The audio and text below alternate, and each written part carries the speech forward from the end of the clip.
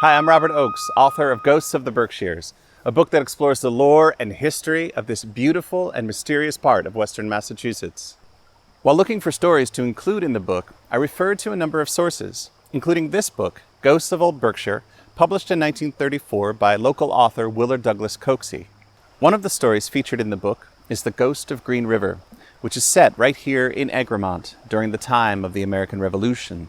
According to the story, rumors had begun to spread of the ghost of a Hessian soldier named Franz Wagner, who died while encamped outside the village and was buried by his comrades in the local cemetery. Residents began reporting seeing the eerie apparition floating above the banks of the Green River or among the tombstones in the riverside graveyard.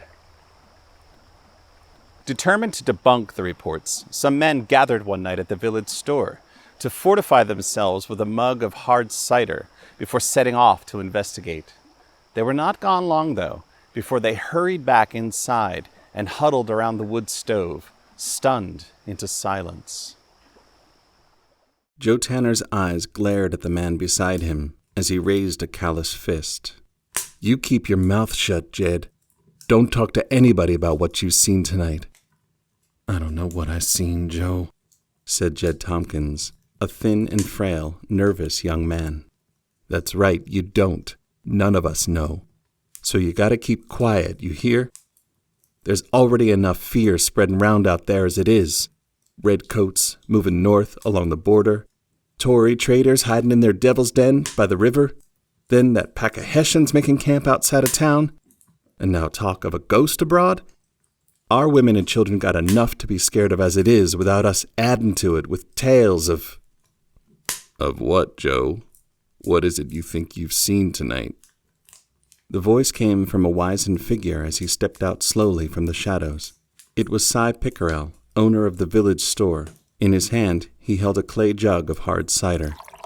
Pouring out a mug to each of the men who gathered around the wood-burning stove, he eyed Joe Tanner piercingly.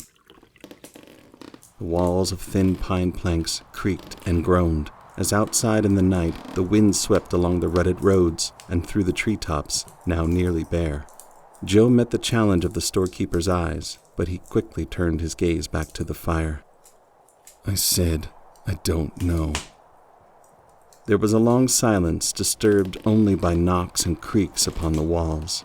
A wind gust rose suddenly and pushed against the planks like an unseen shoulder pressing in. Eyes looked nervously toward the windows and doors. Jed Tompkins cleared his throat. "We was..." "Quiet, Jed," warned Joe. Jed summoned the courage to rise to his feet. "Now I got a right to speak, Joe, and I mean to. All along you've been telling me I was crazy, drunk, running from my own shadow. When I know I seen that smoky vapor floating over the Green River 2 nights back, you were wrong, Joe. And now every man in Egremont knows it, 'cause we all seen the spirit of the Hessian tonight." "I saw it too," said Tom. And I, rose a chorus of voices in the half-light around the wood stove. "We all did, Cy," said Jed. "We all did. After we left here, we walked down cautiously to the graveyard. Joe and I took the lead as the others followed close behind.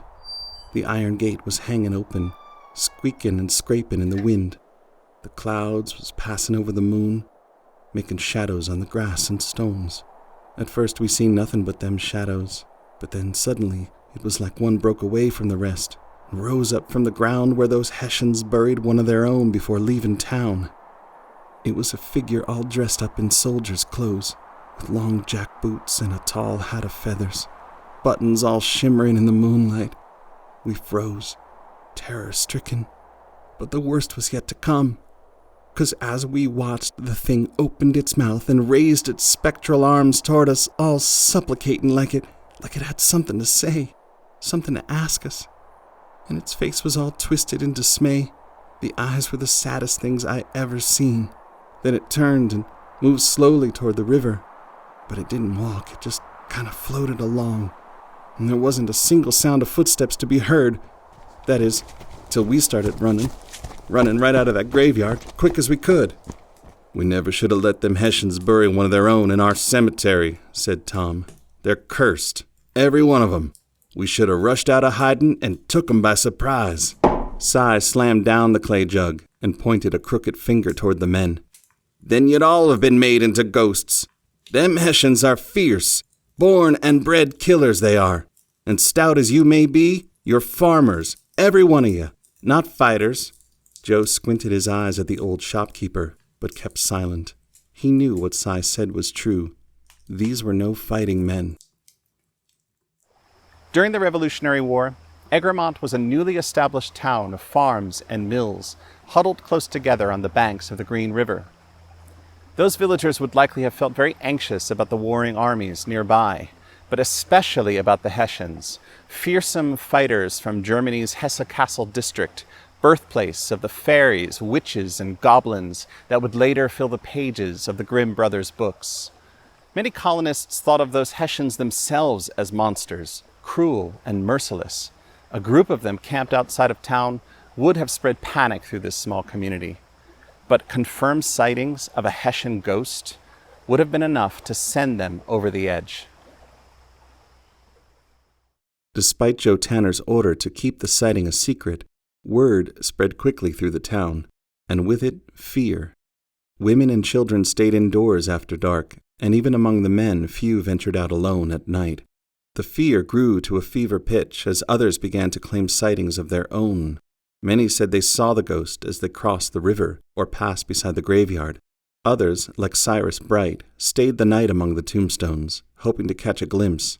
After waiting hours in the graveyard one night, he and his friends finally saw it, a hazy shadow rising up from the grave and floating away toward the river. They followed it downstream until it disappeared into the Devil's Den, but they dared not go in after it. They'd heard too many stories about this cave by the riverside, a cursed place filled with fugitives and thieves, and now ghosts.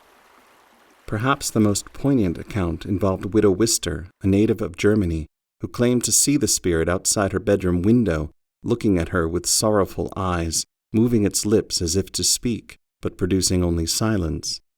Was the Hessian homesick, drawn especially to the Widow Wister because she spoke its native tongue? Was it looking for a friend among so many foreign enemies? In an act of charity, the local minister tried to soothe the restless spirit by placing flowers on its grave, but nothing could keep the Hessian's ghost from wandering. At last, Joe Tanner, Jed Tompkins, and Cy Pickerel met again one night at the country store, where they decided to put an end to this infernal disturbance. "Something must be done," said Joe. "No matter how unsavory the solution, we must restore the peace of Egremont." "What have you got in mind?" said Cy.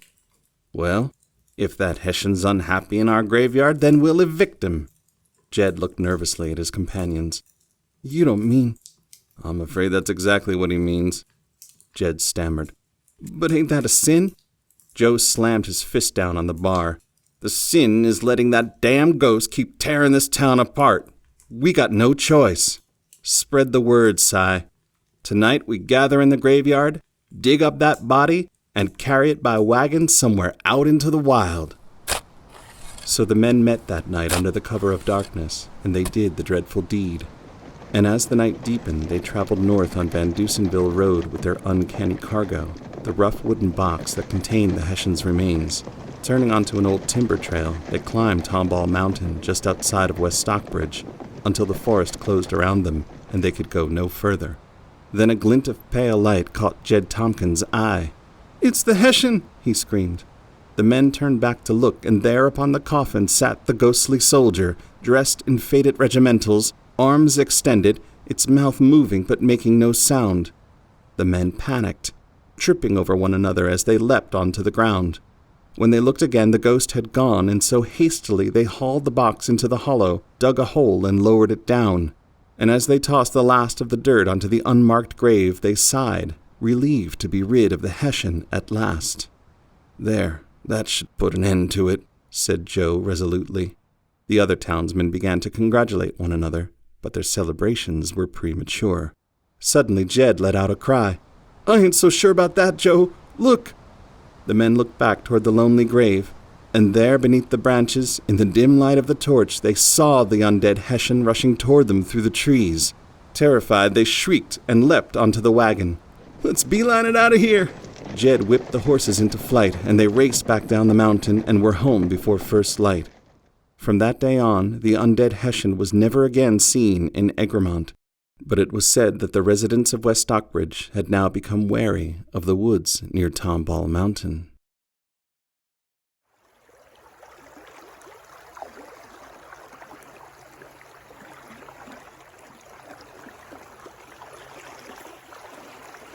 I think about this image of a ghost attempting to speak to the living. I can't help but wonder, what was the hessian trying to say? And if it could speak to us today, would we also run away? Or would we be brave enough to listen